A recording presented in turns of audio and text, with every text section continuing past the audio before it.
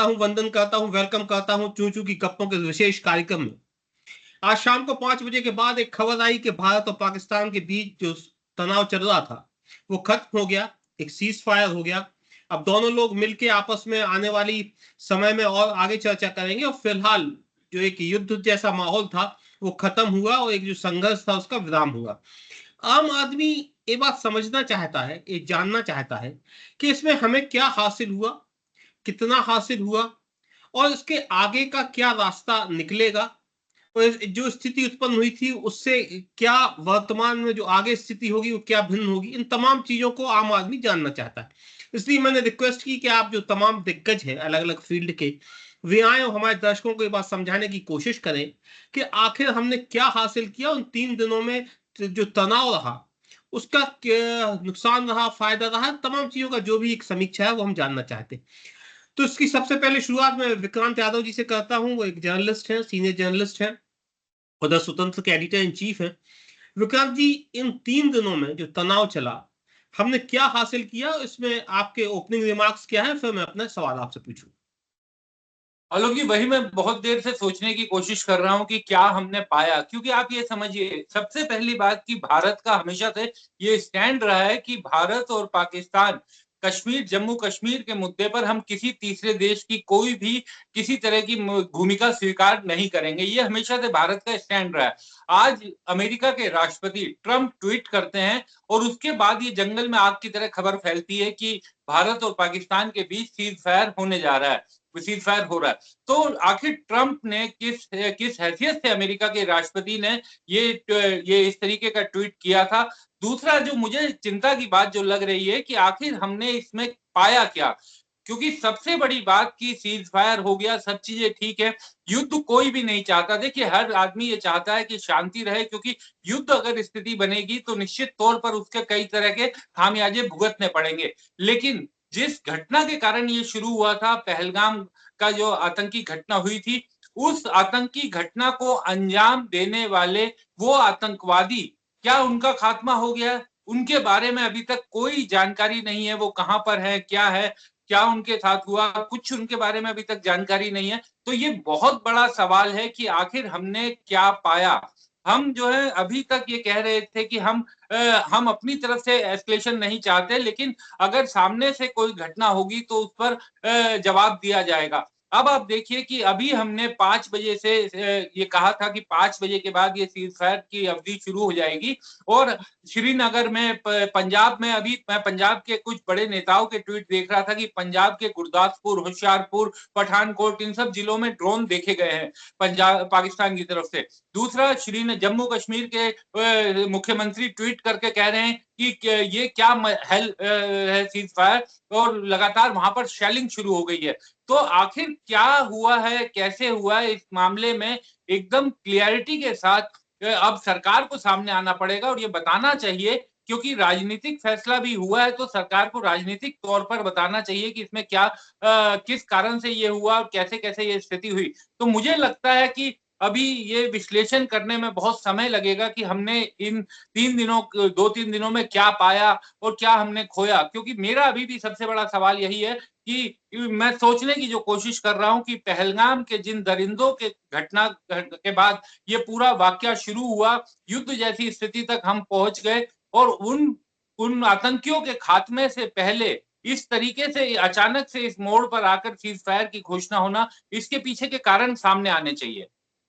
विक्रांत भाई, हम नीरज जी से ओपनिंग रिमार्क्स ले लें, फिर हम आपके पास आएंगे, वे समझेंगे कि अंतरराष्ट्रीय स्तर पर क्या हमने पाकिस्तान को साइडलाइन किया या कॉर्नर किया, हम आपसे समझेंगे। लेकिन पहले नीरज वाजपेयी जी से उनके ओपनिंग रिमार्क्स ले लेते हैं। नीरज जी वरिष्ठ संपादक रहे सीएनबीसी में और एक सीनियर जर्नलिस्ट हैं। वाजपेयी जी, आपके ओपनिंग रिमार्क्स के क्या मिला इन 3 दिन के तनाव में हमें? देखिए आलोक भाई, अभी जो विक्रांत ने कहा ना, उसमें बहुत सारगर्भित बातें हैं। मेरा मानना है कि करंट सिचुएशन में युद्ध किसी भी देश के लिए बढ़िया नहीं होता है। तो युद्ध रुक गया है, सीज फायर हो गया है, ये एक बहुत अच्छी बात है। लेकिन इसके दोनों पहलू हैं, आपको देखने पड़ेंगे। मैं हमेशा से कहता हूँ, क्योंकि मैं बिजनेस जर्नलिस्ट रहा हूँ, तो इकोनॉमिक्स ऑलवेज विन, उसको कोई हरा नहीं सकता है। सारे युद्ध अर्थशास्त्र के होते हैं, कारण भले अलग अलग दिखाई देते हो। इस सीज विराम में एक जो सबसे सरप्राइजिंग चौंकाने वाली बात है वो ये है कि डोनाल्ड ट्रंप के ट्वीट से हमें जानकारी क्यों मिलनी चाहिए, और डोनाल्ड ट्रंप ने इसको ट्वीट करके बताया कि हमने पूरी रात मेहनत की, सबको समझाया, दोनों लोग मान गए। तो बहुत सारे सवाल खड़े होते कि ये अनाउंसमेंट गवर्नमेंट की तरफ से आना चाहिए था और सब हमको पता लगता, लेकिन यूएस प्रेसिडेंट की तरफ से आया है। चाइना की तरफ से कोई रिएक्शन नहीं इसमें, हमको उसको पता ही नहीं कि उसकी सोच क्या है इस बारे में। पड़ोसी देश है और डायरेक्टली इनडायरेक्टली जो भी आप माने वो इन्वॉल्व है इस पूरे प्रोसेस में। तो एक तो सवाल ये उठता है जो लॉजिकली लोग पूछ रहे हैं इस समय कि ये सीज फायर क्यों किया गया है। दूसरा सवाल ये है कि क्या यूएस को मीडिएशन करना चाहिए था क्या। तीसरा कि यूएस के मीडिएशन के लिए अप्रोच किसने किया, पाकिस्तान ने अप्रोच किया या भारत ने अप्रोच किया, और उसने मीडिएशन क्यों किया। हम किसने कहा कि युद्ध रुकवा दीजिए, मैं बहुत परेशान हूं। ये ऐसे सवाल हैं जो बहुत गूढ़ सवाल हैं, उनका जवाब सरकार को देना पड़ेगा, इनके पॉलिटिकल रिपरकशंस भी होंगे। तो पहली बात तो ये है। दूसरी बात ये है कि पाकिस्तान जैसे देश के साथ आप इस तरीके के ट्रस्ट पे नहीं जा सकते हैं। जैसे भी विक्रांत भाई ने भी कहा और मुझे भी बिल्कुल पक्की जानकारी है इंटरनेशनल एजेंसी से कि हैवी सेलिंग हो रही है आपके बॉर्डर पे श्रीनगर में, और ड्रोन अटैक्स भी हो रहे हैं। तो उधर से तो अभी कुछ रुका ही नहीं है, और वो इतना अनट्रस्टवर्दी कंट्री, कुछ भी हो सकता है। लेकिन अगर इनको हम छोड़ भी दें तो महत्वपूर्ण सवाल यही है कि क्यों हुआ, किसके कहने पे हुआ, और इससे हमें हासिल क्या हुआ। तो ये तो एकदम पॉपुलर नैरेटिव की बात है जो क्वेश्चन पूछे जा रहे हैं। लेकिन महत्वपूर्ण सवाल जो है वो ये कि युद्ध का रुक जाना किसी भी देश के लिए लॉन्ग टर्म के हिसाब से बहुत अच्छा फैसला होता है। तो अब आलोचना होगी सरकार की बहुत ज्यादा, लेकिन रुक गया ये अच्छा है। नीरज जी, हम वर्तिका जी आ गई हैं जो फॉरेन एक्सपर्ट्स हैं, जो विदेश मंत्रालय कवर करती रही हैं, तो हम उनके ओपनिंग रिमार्क्स लेंगे और हम आपके पास जो अगला सवाल पूछने आएंगे कि क्या आर्थिक स्थिति भारत की उसने चुनी, क्या हम एक जो थर्ड इकोनॉमी बनने वाले हैं या जो जिस तरफ हम जा रहे हैं, क्या वो एक इंपॉर्टेंट वजह रही। हम आपसे सवाल आकर पूछेंगे। इससे पहले हम वर्तिका जी के ओपनिंग रिमार्क्स ले लें कि वर्तिका जी, जो 3 दिन में क्या हमने हासिल किया, क्या इसका रिजल्ट रहा, आप इसको कैसे देखती हैं। आपके ओपनिंग रिमार्क्स, फिर मैं सवाल आपसे बाद में पूछूं। नमस्कार अरूप जी। मुझे लगता है कि 3 दिन में हमने वो हासिल कर लिया है जो हमने पिछले कई साल में हासिल नहीं किया था, और वो ये कि अब छुपकर स्ट्राइक करने का टाइम नहीं रह गया है भारत का। खुलकर सामने आकर भी भारत स्ट्राइक कर सकता है। उसने अपनी ताकत पूरी दुनिया को दिखा दी है और पाकिस्तान को बता दिया है कि वो अब छुपकर खाली मिलिट्री ऑपरेशंस नहीं करेगा, खुलेआम मिलिट्री ऑपरेशंस भारत करने में सक्षम है। और पूरी दुनिया को पाकिस्तान की पूरी मिलिट्री, एयरफोर्स और नेवी की ताकत का अंदाजा लग गया कि कितनी बड़ी ताकत उनके पास है, जिसके बल पर वो भारत को आंखें दिखाने की कोशिश करते हैं। और भारत की ताकत कितनी है, और न केवल ताकत बल्कि भारत के जो अब नए नेतृत्व के जो तरीके हैं वो कितने बदल गए हैं, वो भी पूरी दुनिया के सामने आया है। साथ ही साथ में अब केवल थप्पड़ खाकर सहने वाला देश नहीं रह गया है भारत। अब जरूरत पड़ने पर सही जवाब देने वाला देश भारत बन गया है, ये पूरी दुनिया को पता चल चुका है। और इसके साथ ही 3 दिन में भारत को ये हासिल हुआ है कि उसने न केवल वॉर सिचुएशन नहीं डिक्लेयर की, ये समझदारी रही, लेकिन मिलिट्री ऑपरेशन किया, ये उससे बड़ी समझदारी रही। और जो भारत में एक माहौल बना था कि हमें हमारे जो 28 लोग मारे गए थे वहां पे उनकी जान गंवाने को न्याय मिला, ये एक बहुत बड़ी बात है। लेकिन इससे आगे चीजें ना बढ़ें और ज्यादा लोगों को अपनी जान ना गंवानी पड़े, इसलिए समय रहते शायद ये जो सीज फायर है ये भी एक समझदारी भरा ही निर्णय लगता है। वर्तिका जी, हम आपसे ये भी आगे वाले समय में समझना चाहेंगे, क्या जो न्यूक्लियर वेपन्स वाले स्टेट्स होते हैं, देश होते हैं, क्या उनमें युद्ध होना एक सतर्कता का मामला होता है या उनको एक टेक इट फॉर ग्रांटेड नहीं लिया जा सकता। क्या ये भी सोच थी, क्या ये जो डर था जो खत्म हो गया। अब हम आपसे अगले दौर में ये बात जानना चाहेंगे। आशीष जी से हम ओपनिंग रिमार्क्स लेते हैं। आशीष जी सीनियर जर्नलिस्ट हैं, भोपाल से हमें ज्वाइन कर रहे हैं। आशीष जी, आप क्या कहेंगे, क्या हासिल, क्या मिला, क्या लूज किया। देखिए, प्रारंभिक तौर पर अगर हम इसको देखें तो उसमें सीधी बात है कि भारत का जो अभिमान है, जो स्वाभिमान है, वो तो बरकरार रहा, वो हासिल भी हुआ नए तरीकों से कि हमें ये पता चला कि हमारी ताकत क्या है, हम किस तरह से लोगों पर हावी हो सकते हैं, या किस तरह से जो जो हमें दिक्कत पैदा करते हैं उन पर हम किस तरह से अटैक कर सकते हैं। ये चीजें तो हम हमारे पास सिद्ध हुई, ये बात बिल्कुल इसको मान लेना चाहिए कि ये जज्बा कम से कम सामने आया। अब लेकिन जिस तरह की अब उसके बाद की चीजें हैं, सीज फायर के बाद की जो बातें, उसमें जो जिस तरह की अलग-अलग तरह की चीजें बाद में साथ में उभर रही हैं, और फिर ये समझ जम्मू कश्मीर में ये चीजें सामने आ रही है कि वहाँ अभी तक शांति नहीं हुई और अभी भी वहां पर पाकिस्तान की तरफ से इस तरह की चीजें चल रही हैं, जो जैसा ही चल रहा है। तो ये बहुत सारी चीजों पर अभी हो सकता है अभी 2-3 घंटे की बात है, तो कल तक परसों तक चीजें और साफ हो, लेकिन ये बात साफ है कि ये अगर युद्ध शुरू हुआ, इसको युद्ध ही कहें, अगर युद्ध शुरू हुआ तो युद्ध जिस तरह से थमा है आके, वो बहुत साफ और स्पष्ट हालातों की तरफ इशारा नहीं कर रहा है। ये चीज एक बात है। दूसरी बात ये है कि युद्ध से हासिल किसी को कभी कुछ नहीं हुआ है। ये युद्ध में जाना ही एक तरह का किसी भी देश के लिए, हम रशिया को देख सकते हैं जो यूक्रेन को 3-4 साल से नहीं जीत पा रहा है। तो ये समझना चाहिए कि कितने कितने बड़े सुपर पावर भी कहाँ जाकर के जो घुटने टेक सकते हैं, टेक देते हैं, मजबूर हो जाते हैं।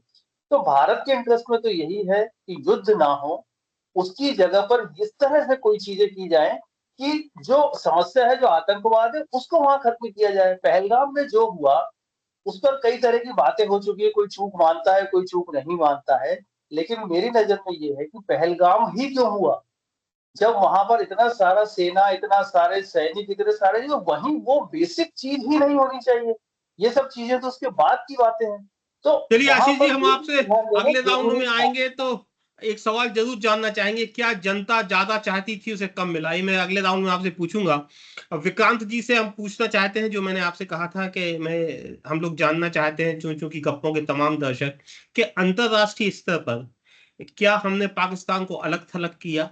क्या हमने सारे लोगों को ये बताने में हम सक्षम रहे कि ये आतंकवाद यहाँ से आता है? और इस सेंटेंस का क्या मतलब है कि कोई भी अटैक होगा तो उसको हम स्टेट ऑफ वॉर या स्टेज ऑफ वॉर मानेंगे? विक्रांत जी। ये बात ठीक है कि आतंक जब भी कोई घटना होती है उसे मानना चाहिए। भारत सरकार की तरफ से विक्रांत जी, आपकी आवाज थोड़ी धीमी आ रही। खबर आई थी, सोर्सेज के हवाले से एक खबर आई थी, लेकिन मेरा अब जो इस मामले में सबसे बड़ी बात है कि अगर हम इंटरनेशनल प्रेशर की जो बात करते हैं कि हम बनाने में कामयाब रहे, आखिर कल ही ये खबर आई थी कि आईएमएफ ने भारत के विरोध दर्ज करवाने के बावजूद, भारत के एब्स्टेन रहने के बावजूद वहां पर पाकिस्तान को लोन मिला और तक बनवाने में असफल रहे कि किसी तरीके से उसको लोन ना मिले। तो ये तमाम, क्या हम उतना दबाव, क्या ये डिप्लोमेटिक तौर पर हमारे लिए सवाल नहीं बनता? दूसरी बात, मेरा अभी भी ये मानना है कि ये, क्योंकि अभी भी फौज की तरफ से प्रेस कॉन्फ्रेंस जो लगातार हो रही थी, उसी श्रृंखला में आज भी प्रेस कॉन्फ्रेंस हुई, लेकिन अब एक राजनीतिक फैसला लिया गया जिसमें सीज फायर की बात की गई। तो अब ये सरकार को राजनीतिक तौर पर यह बताना चाहिए कि आखिर ये फैसला कैसे हुआ, क्यों हुआ, क्या अमेरिका ने इसमें मीडिएशन की? क्योंकि अमेरिका के राष्ट्रपति के ट्वीट के जरिए पता चलना कि वो सीज फायर करवा रहे हैं और दोनों देश तैयार हो गए, ये मुझे अभी भी समझ में नहीं आ रहा। भारत का हमेशा से ये रुख रहा है कि जम्मू कश्मीर के मामले में किसी तीसरे देश को स्वीकार नहीं करेंगे, किसी तीसरे देश की भूमिका को स्वीकार नहीं करेंगे। तो क्या वर्ल्ड ऑर्डर में अमेरिका की इस तरीके की भूमिका हो गई है? और आलोक जी, एक चीज मैं बिल्कुल जरूर कहना चाहूंगा कि जब 71 की लड़ाई में भी इंदिरा गांधी पर भी पूरा दबाव था अमेरिका की तरफ से, निक्सन प्रेसिडेंट की तरफ से वो बहुत कोशिश भी हुई थी, लेकिन अमेरिका के प्रेशर के बावजूद उस समय इंदिरा गांधी नहीं रुकी थी। तो आप कम से कम, क्योंकि युद्ध कोई नहीं चाहता, कोई समझदार व्यक्ति, आप जिंगोइज्म कर सकते हैं लेकिन कोई समझदार आदमी नहीं चाहता कि किसी दो मुल्कों के बीच में युद्ध हो। लेकिन आखिर क्यों हमने शुरू किया था? पहलगाम, जिन दरिंदों ने उस घटना को अंजाम दिया वो कहां पर हैं? क्या उनको मार दिया, गिराया गया? क्या उनको उनके किए की सजा मिल गई? ये तमाम सवाल है जिसका राजनीतिक नेतृत्व को, जिसने फैसले किए हैं, तो अब सामने आकर बताना चाहिए। और इसीलिए मुझे लगता है कि विपक्ष जो मांग कर रहा है कि अब चूंकि सीज फायर का फैसला हो गया है, एक पार्लियामेंट विशेष सत्र बुलाया जाए जिसमें केवल इसी घटना पर और इसके बाद जो कार्रवाई हुई, जिस तरीके से भारत सरकार ने कार्रवाई की, उन सब पर चर्चा हो, उन फैसलों पर भी चर्चा हो। क्योंकि लोकतांत्रिक देश में विपक्ष भी आधे मुल्क के लोगों का प्रतिनिधित्व करता है। तो अगर युद्ध के समय पूरा देश एक था, विपक्ष एक सुर में खड़ा था सरकार के साथ, कि एक राय जाएगी पूरे देश में। सर्वदलीय बैठक हुई, विपक्ष ने कहा कि हम पूरी तौर पर सरकार के साथ हैं। तो अब अगर कोई राजनीतिक फैसला हुआ है तो ये सरकार की ही जिम्मेदारी बनती है कि वो अब ये बताए कि किस स्थिति में ये एस्केलेशन दोनों तरफ से हुई थी। पाकिस्तान अभी भी आप देखिए कि आज शाम को 5 बजे युद्ध ये सीज फायर की बात की गई है और अब श्रीनगर के में लगातार फायरिंग हो रही है, लगातार शेलिंग हो रही है। पठानकोट, गुरदासपुर, होशियारपुर, पंजाब के कई जिलों में ड्रोन देखे गए। तो ये सब चीजें अब पॉलिटिकल लीडरशिप को बतानी पड़ेंगी कि आखिर किस दिशा में अब वो आगे सोच रहे हैं। जी, अब मैं नीरज जी से के पास चलता हूँ। नीरज जी से बात जानना चाहूंगा कि हम लोग ये बात जानना चाहते हैं, क्या भारत जो एक तीसरी इकोनॉमी बनने वाला है, देश की जा रहा है, पूरी दुनिया का इन्वेस्टमेंट भारत की तरफ आ रहा है, एक आर्थिक महाशक्ति हम बनने जा रहे हैं, एक आर्थिक स्वावलंबन की तरफ हम जा रहे हैं, तो क्या उन तमाम चीजों के लिए जरूरी था कि हमारा युद्ध जल्दी से जल्दी खत्म हो और हमारा जो फोकस है वो इकोनॉमी की तरफ रहे? नीरज जी। आलोक जी, इसमें कोई शक नहीं है। मैंने शुरू में ही कहा था कि इकोनॉमिक्स ऑलवेज विंस, हमेशा अर्थशास्त्र ही जीतता है, और इस सीज फायर में भी वही दिख रहा है हमें।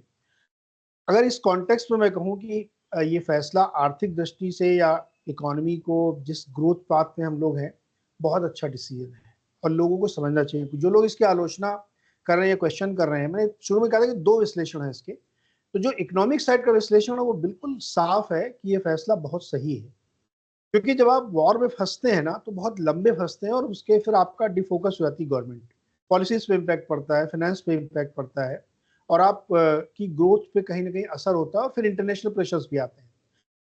भाई अनफॉर्चुनेटली इस समय आपके पड़ोसियों से बहुत अच्छे संबंध नहीं है, वो भले ही चाइना की क्यों ना हो। तो उस परिस्थिति में आप अनावश्यक एक वॉर में लंबे समय के लिए उलझ जाएं। अब देखिए, पाकिस्तान एक फुल ब्लोन कंट्री है ना, ऐसा तो है नहीं कि वो छोटा सा निपटा के आप समझ जाएंगे। अगर फुल ब्लोन वॉर में आप जाते तो लंबा चलता, तो उसमें फिर हमारा जो लक्ष्य है ग्रोथ पे जाने का, तीसरी सबसे बड़ी इकोनॉमी बनने का, $10 ट्रिलियन की, उस पर दिक्कत आती। तो इस लिहाज से फैसला बहुत ही सही था। मैं इसीलिए कह रहा हूँ कि कई बार आपके ऊपर कंपल्शंस होते हैं, आपके बायलैटरल ट्रेड्स तमाम देशों के साथ हैं।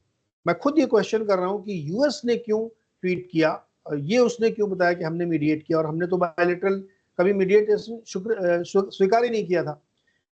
लेकिन कहीं ना कहीं आपके ऊपर इन सब चीजों का दबाव होता है। अभी 2-3 दिन पहले मैं किसी इंटरनेशनल गेस्ट से चर्चा कर रहा था, मैंने उस पर यह जिक्र किया था कि ये वॉर को आप सिर्फ पहलगाम के उससे मत देखिए, इसमें चाइना और यूएस भी एक प्लेयर हैं। और वो बात देखिए बिल्कुल साफ सामने आ गई कि ट्रंप ने अनाउंसमेंट किया। तो कहीं ना कहीं आप आर्थिक दृष्टि से पूरी दुनिया के चीजों में उलझे रहते हैं और उसमें आपको ये फैसले लेने पड़ते हैं। और इसको आप क्रूड लैंग्वेज में दबाव कह सकते हैं, लेकिन मैं नहीं मानता दबाव, ये एक समझदारी भरा फैसला है। क्योंकि आपको जब ग्रो करना होता है ना, तो आप थोड़ा सर झुका के चलते हैं। इसमें कोई वो वाली बात नहीं है कि अच्छा आपने कैसे मान लिया, क्योंकि हमको ग्रो करना है और उस ग्रोथ के लिए पीस जरूरी है। तो उस दृष्टि से अगर आप देखेंगे तो ये फैसला बिल्कुल सही दिखता है कि अनावश्यक वॉर में नहीं फंसना चाहिए। लेकिन जब पॉलिटिकली दृष्टि से आप देखते हैं तो जो डिप्लोमेटिक तरीके पे है ना, उस पर मुझे थोड़ा सा डाउट है। जो बात विक्रांत भी कह रहे हैं कि यूएस का इंटरवेंशन किसने बोला, यूएस ने क्यों हमें बताया, हमने क्यों नहीं बताया, अप्रोच किसने किया था मीडिएशन के लिए, ये ऐसे सवाल है जिसका जवाब सरकार को देना पड़ेगा। लेकिन इसके आगे की कहानी जब नेक्स्ट राउंड में आप अगर आएंगे तो आलोक में बताऊंगा कि ये फैसले के फॉलआउट्स बहुत सीरियस होने वाले हैं, जिसको लोगों को अभी से समझ लेना चाहिए, आर्थिक दृष्टि से भी और पॉलिटिकली भी। जी, वर्तिका जी, हम आपसे ये बात समझना चाह रहे थे कि जब भी हम भारत और पाकिस्तान की बात करते थे तो न्यूक्लियर स्टेट है, न्यूक्लियर देश है, तो लेकिन भारत ने कह दिया कि इस बात से हम नहीं डरेंगे। क्या ये मैसेज है कि हम डिफेंस की तरफ से, इक्विपमेंट्स की तरफ से, हथियारों की तरफ से संपूर्ण है, सेल्फ डिपेंडेंट है, और हम सिर्फ न्यूक्लियर स्टेट अगर कोई है तो हम उससे डरने वाले नहीं? वर्तिका जी। देखिए आलोक जी, सबसे पहले तो मैं आपको ये कहना चाहूंगी कि न्यूक्लियर स्टेट आज के दिन में जितने भी देश आज के दिन में न्यूक्लियर इक्विप्ड हैं, कोई भी देश समझदारी दिखाते हुए कोई भी अपनी न्यूक्लियर पावर को फ्लेक्स नहीं करता है। क्योंकि जिस दिन जो देश न्यूक्लियर पावर को फ्लेक्स कर देगा, कि हम परमाणु देश हैं, हम हमला कर देंगे, कोई भी बड़ा और समझदार देश ऐसा कहने से भी डरता है, क्योंकि उसके लंबे समय के परिणाम हो सकते हैं। आपको जो पहली बात तो डिफेंस के लिए न्यूक्लियर मटेरियल यूज करने की अपनी बहुत बड़ी एक कीमत चुकानी पड़ सकती है गोइंग फॉरवर्ड। जाके आपको याद ही होगा कि केवल टेस्ट के लिए इंडिया पे इतने लंबे चौड़े सैंक्शंस लग गए थे, और अभी फिलहाल वो समय नहीं है, जैसे कि नीरज जी कह रहे थे कि एक लंबे आर्थिक किसी पचड़े में पड़ा जाए। और जिस तरीके की बातें सामने आ रही हैं, मैं जैसे नीरज जी ने सवाल उठाया और विक्रांत जी ने सवाल उठाया कि फिलहाल अमेरिका की तरफ से इसका ट्वीट आने का क्या मतलब है और कौन पहले पहुंचा, तो उसके बारे में मैं जरा यहाँ पे कुछ बातें कहना चाहूंगी कि पहली बात तो ये है कि जब ये दोनों तरफ से, जब तक पहलगाम का हमला हुआ, दोनों तरफ शांति थी, और भारत की तरफ से लिए गए एक्शन से जस्ट एक दिन पहले अगर आपको याद हो कि खबर ये थी कि अमेरिका की तरफ से कॉल आया था जिसमें भारत और पाकिस्तान के विदेश मंत्रालय के लोग भी के बीच में फोन की घंटियां घनघनाई, इस तरीके की खबरें आई थी। तो इसका मतलब ये जो मिलिट्री ऑपरेशन से पहले अमेरिका, पाकिस्तान और इंडिया के बीच में आपस में बातचीत हुई थी। साथ ही में जो भी अपडेट्स भारत की तरफ से किए जा रहे थे, मिलिट्री एक्शन का एक एक अपडेट पाकिस्तान के विदेश मंत्रालय को जा रहा था। हालांकि पहले ट्रंप की तरफ से कहा गया था कि उनका मामला है, हम नहीं जानते हैं, वो जो करना चाहें करें। लेकिन फिलहाल मुझे ये लगता है कि क्योंकि इंडिया और पाकिस्तान के बीच में रिश्ते सुधारने को लेकर रशिया की तरफ से काफी समय से प्रयास किए जा रहे थे, और अगर ये जो पीस वर्क है ये अमेरिका से पहले रशिया कर लेता तो इस क्षेत्र में रशिया का दबदबा अमेरिका से ज्यादा दिख सकता था। लेकिन अमेरिका में जो विदेश नीति के सलाहकार रहे होंगे, शायद उनकी तरफ से ये प्रस्ताव पहले आया होगा कि आप इसमें पीस मेकर बन के उभरे ताकि भारत और पाकिस्तान पर रूस से अधिक आपका प्रभाव अधिक दिखे। तो ये एक जियोपॉलिटिक्स है, बड़े स्तर पर जियोपॉलिटिक्स है जो यहाँ पे हमारे सामने खुलती हुई नजर आ रही है।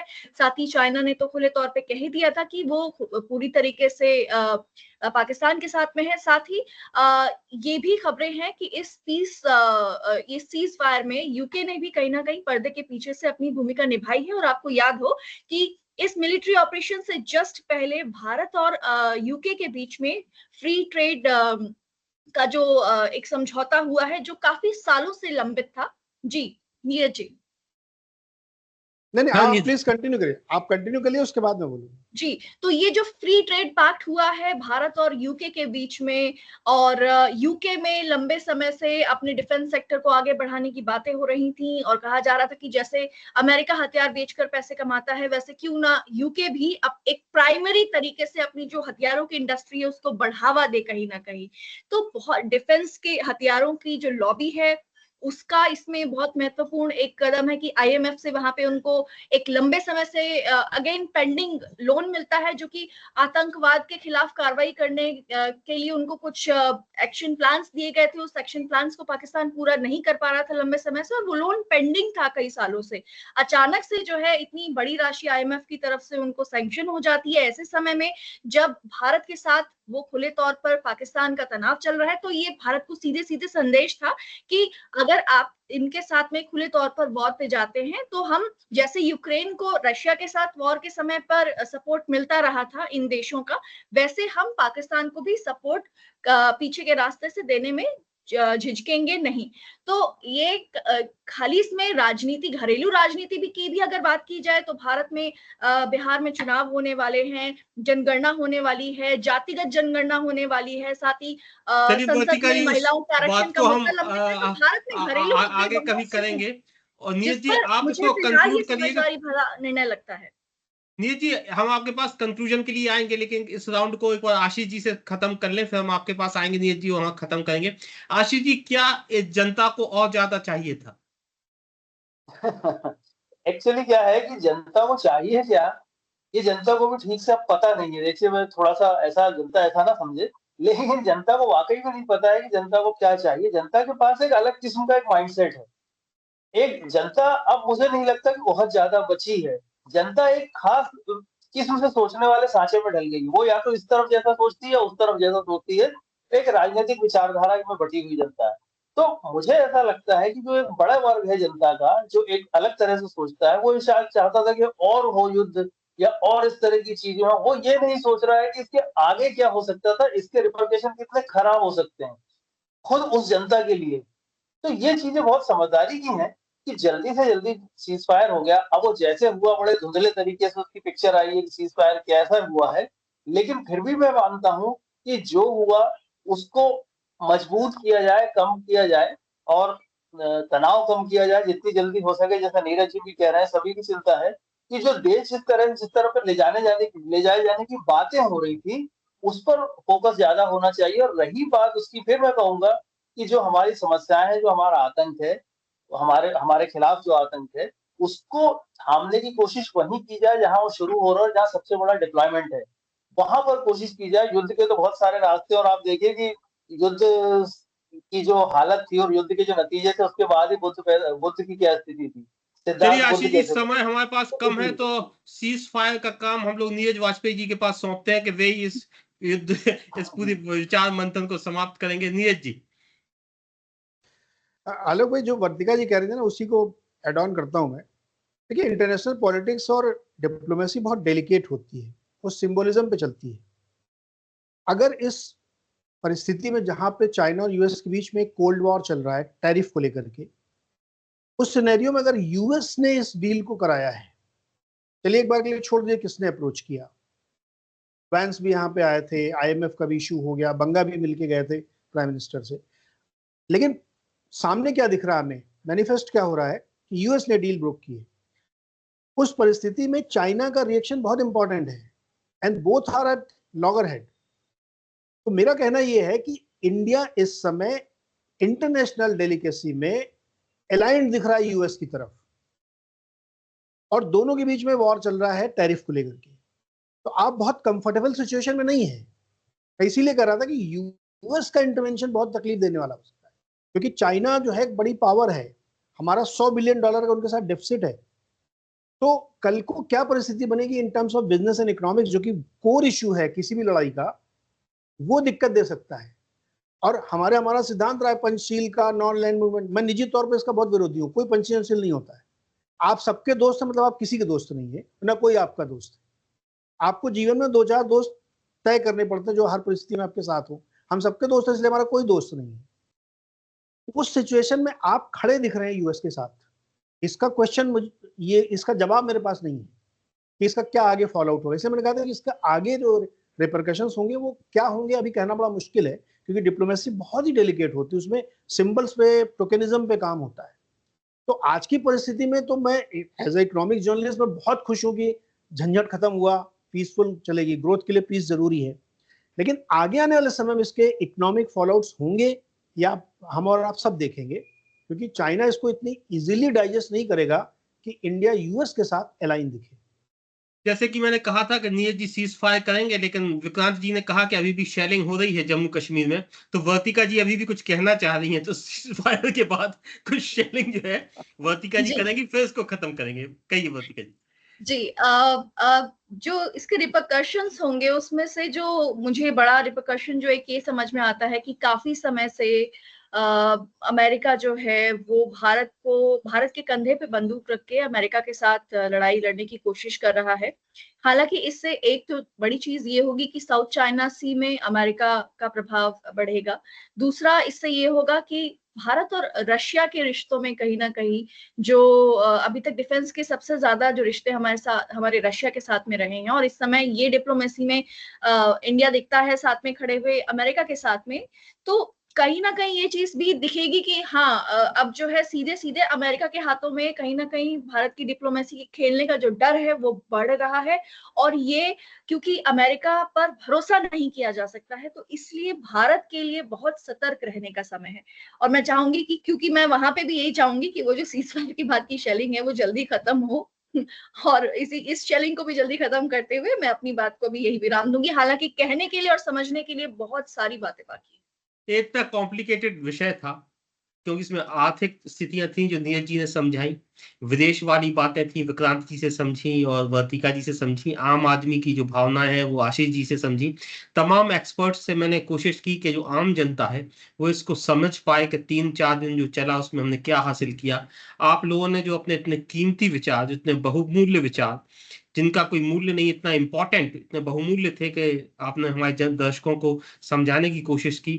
और हमारे दर्शक जो उस उलझन में थे कि उनके हाथ में क्या था, मुझे लगता है कि नीरज जी, विक्रांत जी, आशीष जी, वर्तिका जी के जो बात थी उससे उनको समझ में आया होगा कि उनके हाथ में क्या है। आप लोगों ने इतना समय निकाला, इतनी महत्वपूर्ण बातें की, इसके लिए मैं चूं चूं की गप्पें और देख रहे तमाम हजारों दर्शक, क्योंकि अब मेरे व्यूज अब हजारों में पहुंच गए हैं, तो अब मैं नया शब्द सीख गया हूं कि हजारों दर्शकों की तरफ से आप सब लोगों के लिए बहुत बहुत धन्यवाद, बहुत बहुत आभार। शुभ रात्रि, गुड नाइट। शुभ रात्रि।